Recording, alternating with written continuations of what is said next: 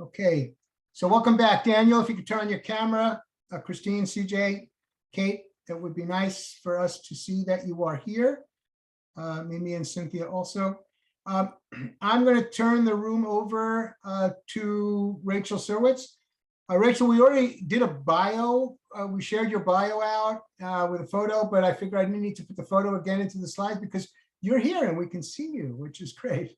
So I'm going to stop sharing and I'm going to turn this over to you. Okay, I'm unmuted. Let me reshare my screen and then I'm going to pull up the video and I have the chat in front of me as well. So you guys can use that for questions. And let me just make it bigger so I see everybody. All right, give me one sec. Okay, awesome. All right, so I know this is Networking 101 and I know you guys have probably been in job search for however long, but I find that, you know, different people's approaches, even if it's coming back to the basics and the fundamentals, I think you'll still take away some tips and you definitely can use the chat to ask any questions. So I'm going to dive in. I know you already went through my background, but just really quickly, I started out in the world of finance and I was at Goldman and then Bridgewater. I got coaching training through NYU as well as certified through the International Coach Federation. I did a tech MBA at NYU Stern and I've done career coaching through a variety of organizations, including building my own business for about 4.5 years. Seen hundreds of job seekers and career pivoters and you name it. Basically my business, we are creating digital tools to help professionals to be really intentional with their next steps. And that entails career exploration, personal branding, upskilling, job searching, and just overall career development. So that's me in a nutshell. So today we're going to talk about what networking is even for, who you can leverage and hopefully giving you some creative ideas for different types of people out there, how to really phrase outreach that people will respond to, how to host a strong informational call, and how to iterate through the process. I really believe that we need to reflect on how things are going and use that to our advantage to optimize our process, as well as just an overall process you can follow with your networking as you're doing that each day and each week. And I'm happy to answer any question about any career thing at all, but this is kind of what we're going to dive into today. So what is networking for? So first and foremost, it's actually to gain clarity on which path you even want to pursue next. If there's any open question that you have about which role title, which industry, which type of environment, networking can be an amazing source of learning to figure out how do I compare and contrast the options on my radar. I am such a big believer that if you still have options, it's, you know, if you're not sure what the best fit is for you, they're not going to be sure either. So use that call to your advantage to really understand the differences between different roles and different industries. And it's really not about getting advice necessarily, and it's not necessarily about their opinion, but if you can learn from people who are in those different roles or in those different industries, you can really use that to say, which is the best fit for me if there's still options on your radar. Of course, it is for job search. You know, but again, learning as it relates to just job searching, right? So who gets hired, when, how, and with what skills, right? If you're going into a role that's at all different from what you've done before, you really want to use these networking calls to get at the understanding of the reality, the nuances of how hiring happens for that role, and really asking about the patterns of, you know, again, who they look for, what skills they look for. And, you know, sometimes there's nuances where you only learn that by asking people. Like for example, there's some cases where, you know, they hire you into one role and then you pursue internal mobility to get to the next role. And that's something, you know, that you may not have known unless you really talk to people in that type of a team. So learning the reality, right? Learning about an industry, learning about a company culture. These are just all elements of learning to use to your advantage. If you learn about a company culture, you may learn that it's not a place you want to work, or you may learn things that you can use and reference later in an interview. Learning about the industry as well. That's just good generally to stay informed. But it's also good, again, if you're still comparing what type of company you want to be at, what subsector of the industry. Learning to me is just such a crucial element. It, of course, is hopefully there, these networking calls to get your foot in the door, right? If they can meet you and learn about you and hear your thoughtful questions, and by way of the call, they're going to learn about your experience. They're going to learn about what you're interested in. They're going to learn about what you're a fit for. Your questions are going to say a lot about you and your capabilities. And that ideally is what really leads them to be able to then say, let me refer you to the recruiter internally. Let me refer you to the hiring manager, because you would have just had a great call with somebody who can get to know you. It's really about being a human and not an online application, right? And of course, gleaning introductions, right? If their team doesn't have an opening, maybe there's someone in their network that does. If you're debating any upskilling opportunities, it's really a good way of trying to understand which course, which certification, which program would be worthwhile and reputable in the eyes of a potential employer, to make sure that you're using your time wisely if you are pursuing any upskilling. You can get feedback on your personal branding, of course, building mentor relationships, gleaning suggestions on resources. Maybe they're a part of networking groups. They have good websites to share with you. They know of a Slack group that's really active. If they know any resource that's active in the industry that they want to share with you. And of course, you can share back, right? You can provide tips and suggestions and knowledge and resources and introductions right back there, as well. So it's a two-way shared learning experience. So these are just the short list of what I think networking is all about. And, sometimes it's really helpful as a job seeker just to say, what is my goal right now? Like, why am I doing this networking? And the more you can be clear about that with yourself and with others, the more you're going to get out of it, right? So who can you leverage? There's people in your life that you can use to ask for introductions. My biggest thing is, don't assume that you know who people know. And I know that sounds a little crazy, but we think we know our friends' friends. We think we know our friends' network. We think we know our family's network. You would be so surprised as to the people in your life where if you just say to them, like, I'm searching to learn from people in these types of roles.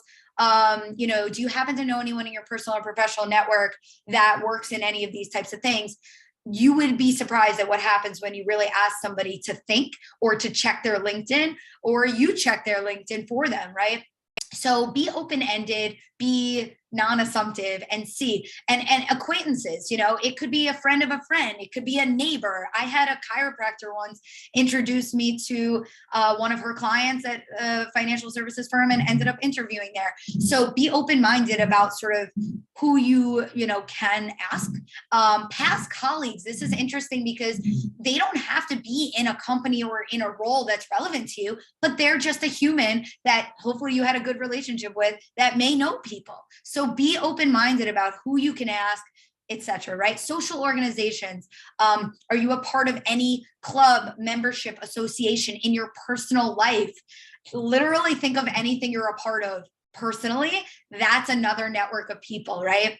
And of course, you can check LinkedIn to make sure that you can check to see if you have mutual connections. So say you type in a certain role title, or say you type in a certain company on LinkedIn, it will show you if you have a shared connection to see if that person can introduce you to the connection you want to meet.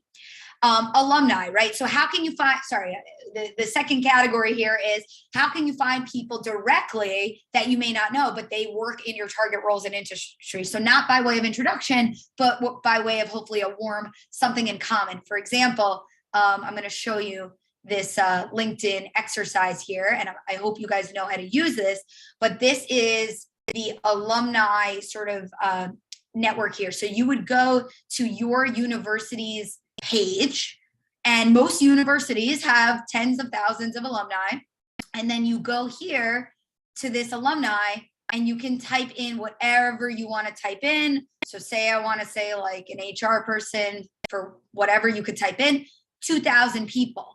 And of course, there's a ton more filters that you can use. And then what you do is you scroll down, and then it starts to show you people with that role title from who also attended the same school that you did. So it's a warm connection, something in common. It just helps people to want to help you, right? And cold connections, of course, but to be honest, like I like to leverage introductions or warm connections, alumni, something in common is way better than cold connections, in my opinion. So really be creative about how to get those intros.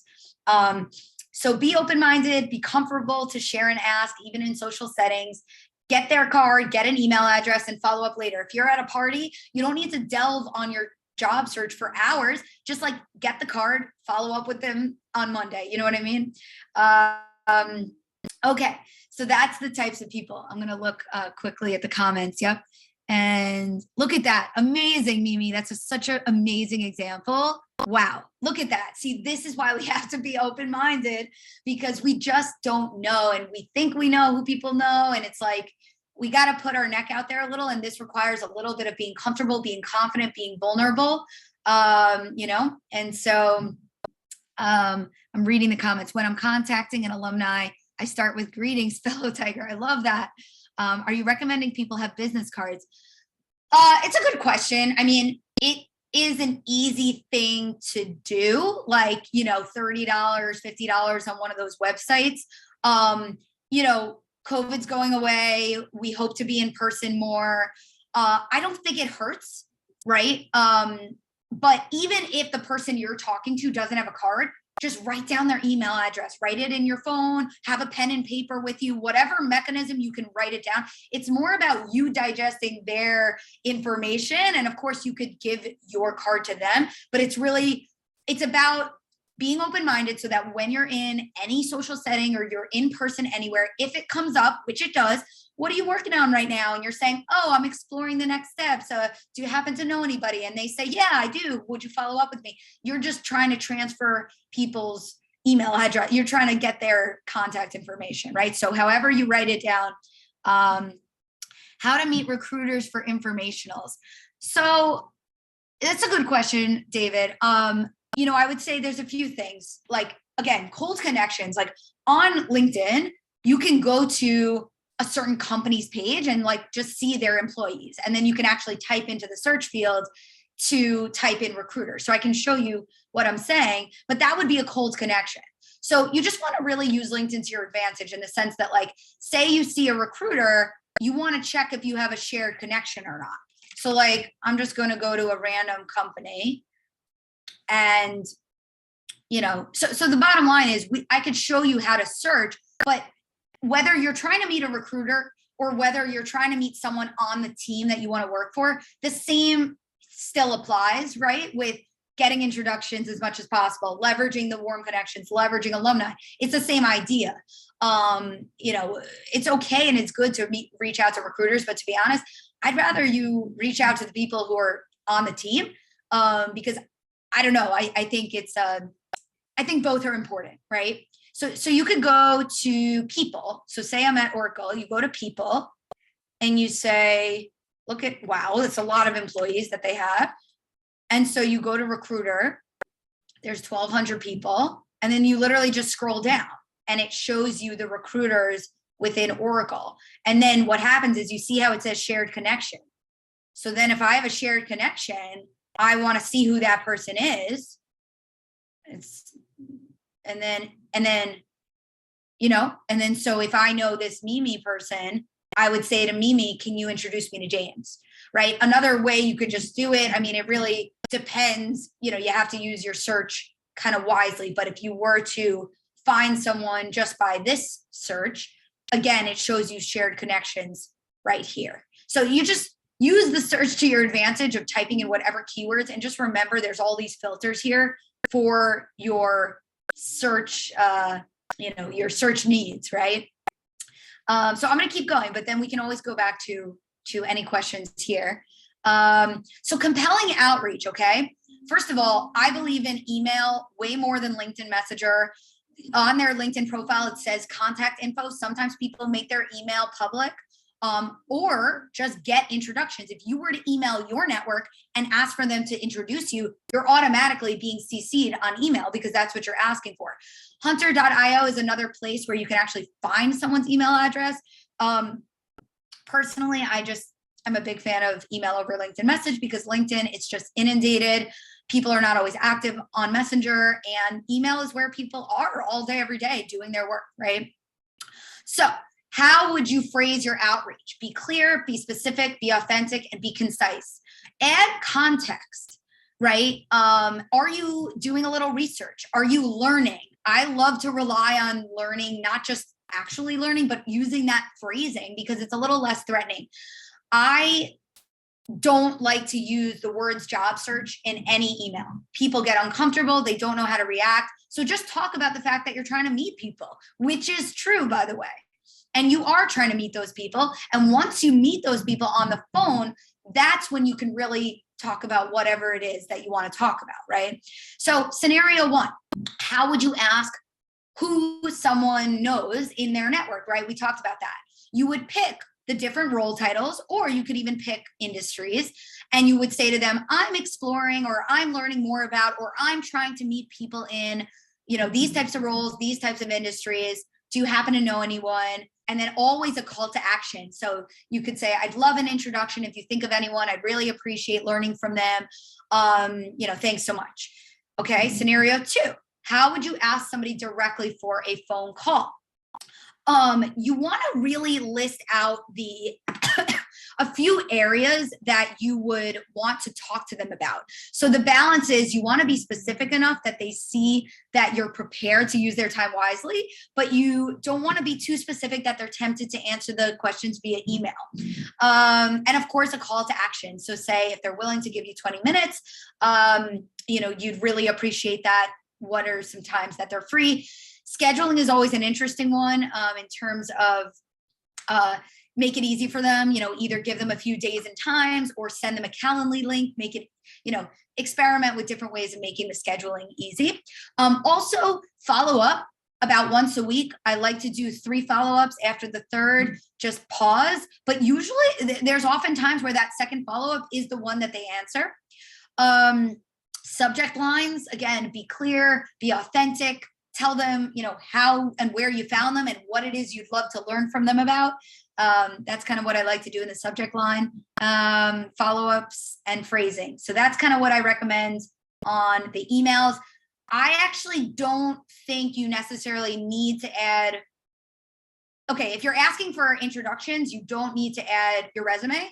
If you are asking them for a call, you could add your resume, but sometimes that's just confusing and distracting. Meaning you want them to really read the ask that you have. And if your ask is compelling and you briefly mention your background and what it is you want to learn from them and why, and you show them that you're really thoughtful and prepared, your resume, you don't want to confuse them with your resume. It's almost insinuating, is it worth it for me to talk to this person? And then they're confused and they're like, I don't have a job for you. So just be careful on when you may or may not add the resume. Okay, so running this call. Let them know you have an agenda, but at the same time, be in the moment so that if you hear something you want to double down on, go for it, but you also have a list of prepared questions if you need it.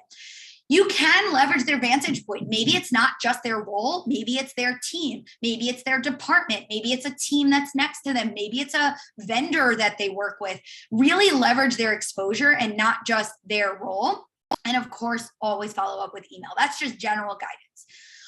If you're doing informational calls purely for career exploration, you're preparing questions to learn deeply, deeply, deeply about the role, the industry, and the environment. For job search, it's the same idea. You're basically preparing almost the same agenda to learn. At the end of the call, that's when you're gonna, give them your ask. But either way, you have that time to learn as much as you can. And again, I think you can say so much with the questions that you have. I think you can prove how strategic you are, how capable you are, how thoughtful, how experienced you are by what it is that you ask. So learn about the patterns of who gets hired. We talked about that.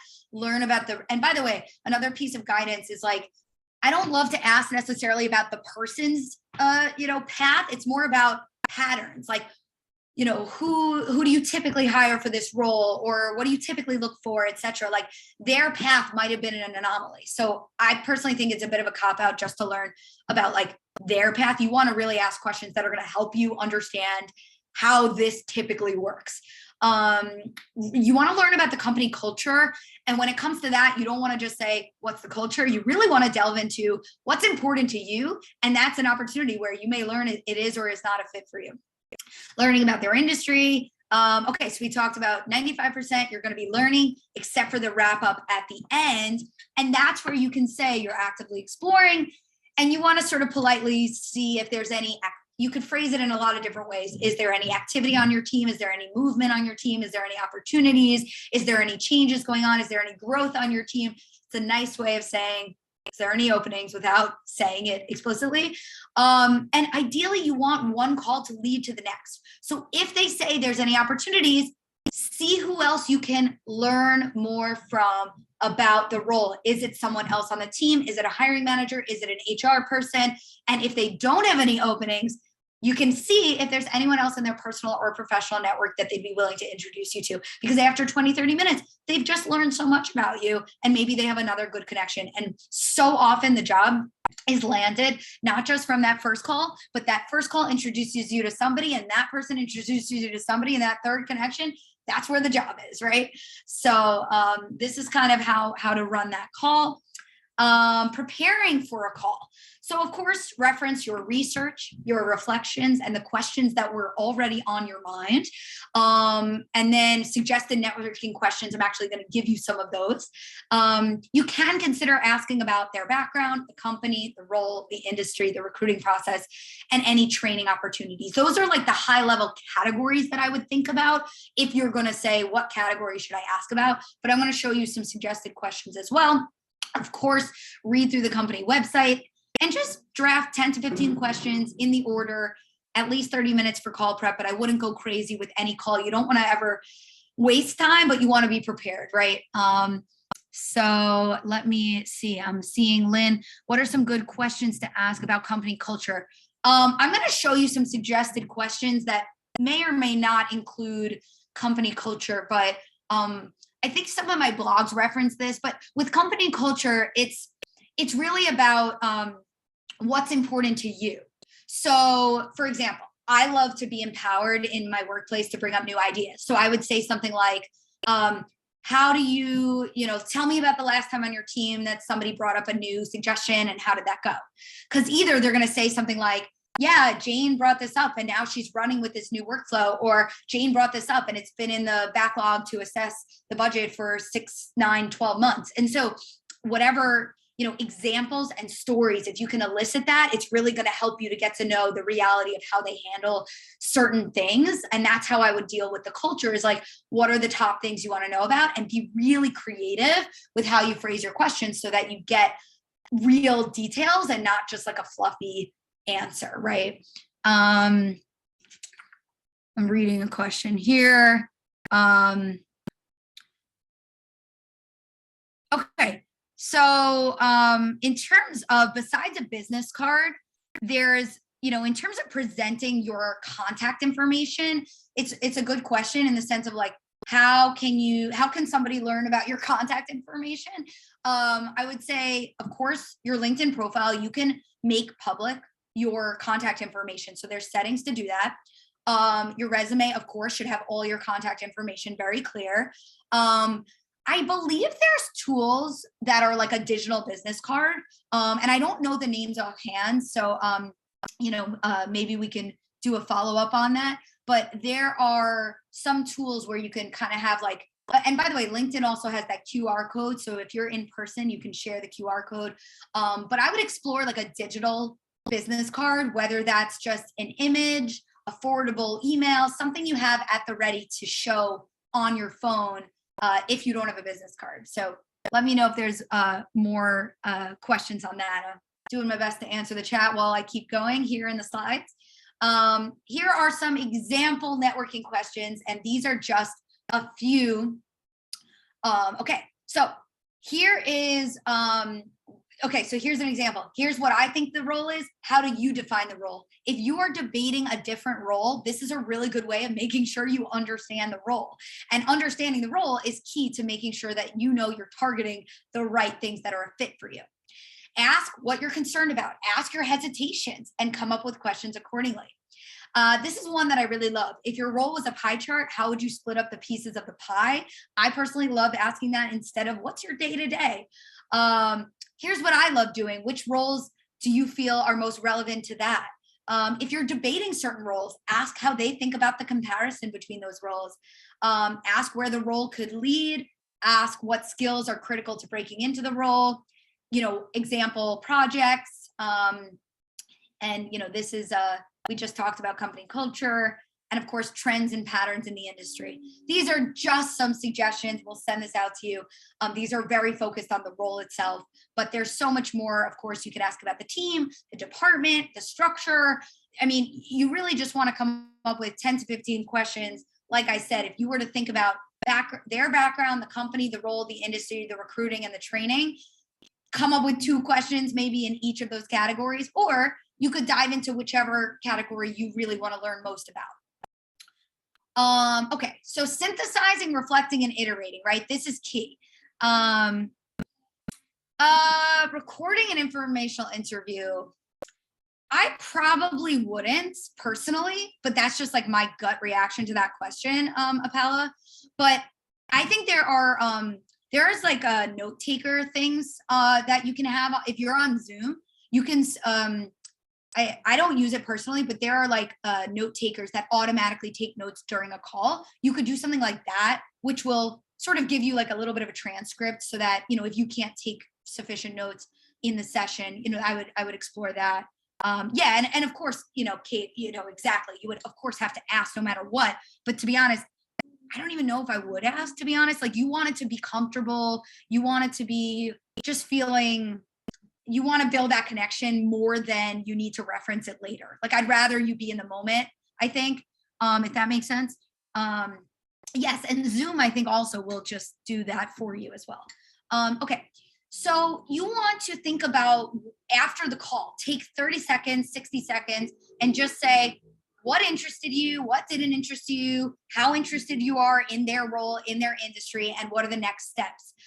Reflecting and iterating, right? You might have learned something, hopefully, from the call, and maybe it helps you understand what area of the industry you want to dive deeper into. Maybe you're going to steer away from a certain area if you learn something. And then on a weekly basis, you want to ask yourself, what's going well? What's not going as well? What did I learn about my roles and industries? Ranking your options is another really interesting thing to make sure that you're learning, reflecting, and pivoting and really strengthening your direction and using your learnings to your advantage. And then how can you improve your process for the next week? And remember, there's mindset, there's accountability, and there's practical efforts, right? So how are you taking care of your mind, the self-care? Are you journaling, meditation, exercise? Any confidence boosting things that we can do. I really like doing projects or any skill development experiences during job search because I think it keeps your mind really confident and creative. Accountability, this is an important piece of it. Are you staying organized? Are you staying accountable to your goals? And of course, what's the actual approach that you're taking, right? So reflect and iterate accordingly. So that's, you know, qualitatively you're reflecting, but you're also measuring quantitatively, because if you're doing outreach but not getting responses, or if you're getting responses and no calls, or if you're getting calls but no interviews, it is all a funnel. And you want to really figure out where in the funnel you need to optimize if you're seeing any patterns around where things might be breaking down. So this is a quick overall process that you can sort of, sort of follow, right? So pick your focus for networking. Do you want to find people at companies you've applied to? Do you want to find people at a target organization, even if roles are not open online? Or do you just want to find people generally in your target roles and industries to learn from them? And by the way, you should probably do a combination of all of those things, but really think about, like, what is my approach right now as I'm identifying new connections, right? And then you want to say, okay, who should I reach out to? Literally, let me now go research and identify the right people. Of course, you're going to draft those emails, send them out, find contact info, prepare for your calls, and weekly measurement and iterative iterate through. So this is just a super quick process you can come back to. You can follow this on a daily basis, on a weekly basis. This is kind of how you would think about your networking process. This is just a super quick funnel to show you where I call it the job funnel, right? So you're doing, it's kind of like, how can people find you? That's the top of the funnel. If anyone works in marketing or sales, it's kind of like the same idea, right? So you can do networking, you can join events, you can be active on LinkedIn, you can do any sort of hands-on pro bono opportunities. How is somebody going to find you, meet you, learn about you, right? Then ideally there's some level of response, whether you reached out to them or whatever that ask was. Ideally that leads to a call. Ideally that leads to interviews. And of course, online applications are another method, but you can see how they're sort of separate because there's other things you can do. And of course, you want to ask yourself these core questions, right? Where are you reaching out? What are you asking and saying? That ideally would elicit the response. If you're not getting responses, it could be because you're doing too much messaging over email, or you could be phrasing it in a way that's not compelling. Or it also could be, I'll add one more to this, it could be the type of connection, if it's too many cold connections versus introductions as well. And then responses versus calls, you want to make it as easy as possible to get from their response to a call. You want to schedule it really easily. Exactly, David. Yep. And so are you getting internal referrals? Are you asking for introductions? Or are you going after the wrong level of role? If you're not moving from calls to interviews, right? You really want to see how you can get your foot in the door and see, how they can introduce you to the next person, whether it's the hiring manager or whoever else. And if you're struggling in the interviews itself, is it the right role? Are you really explaining things clearly? And I would really hold mock interviews. But again, you have to ask yourself for the patterns. Are you always getting to the final rounds and not offers, or is this just sometimes? So patterns are going to help you to uncover where to strengthen your efforts. So super quickly, this is what I do. And just to introduce you to who we are, this is my company. We guide you through all of these different components, clarifying your direction, improving your personal branding materials, navigating your job search, understanding what to do, how to do it, where to do it, why to do it, when to do it, and just supporting you through all of the things I just mentioned. And we are reminding the world that you can and should find a job you love. And this is how you can get in touch with me. If you would like, after the fact, I always offer a free initial call if you'd like to chat one-on-one. And I'm happy to answer any questions you guys have. I'll hang out, I'm here for the next 10, 15 minutes. So happy to answer any questions.